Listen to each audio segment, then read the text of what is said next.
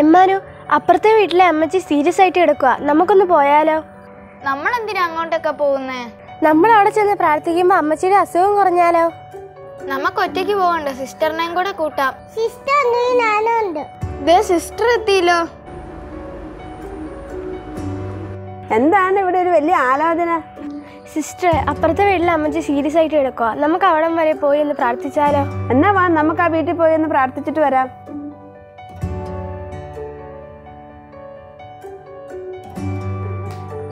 വിവിധ രോഗങ്ങളാൽ വലയുന്നവരുടെ അരികിലേക്ക് നമുക്ക് കടന്നു ചെല്ലാം. അവർക്ക് വേണ്ടി നമുക്ക് പ്രാർത്ഥിക്കാം, അവരെ നമുക്ക് ആശ്വസിപ്പിക്കാം.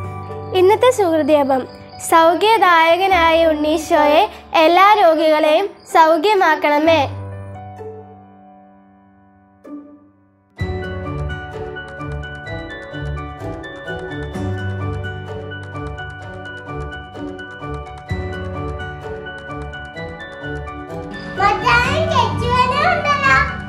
ഇന്നത്തെ വചനം: ഭയപ്പെടേണ്ട, ഇതാ സകല ജനത്തിനു വേണ്ടിയുള്ള വലിയ സന്തോഷത്തിന്റെ സദ്വാർത്ത. വിശുദ്ധ ലൂക്ക 2:10.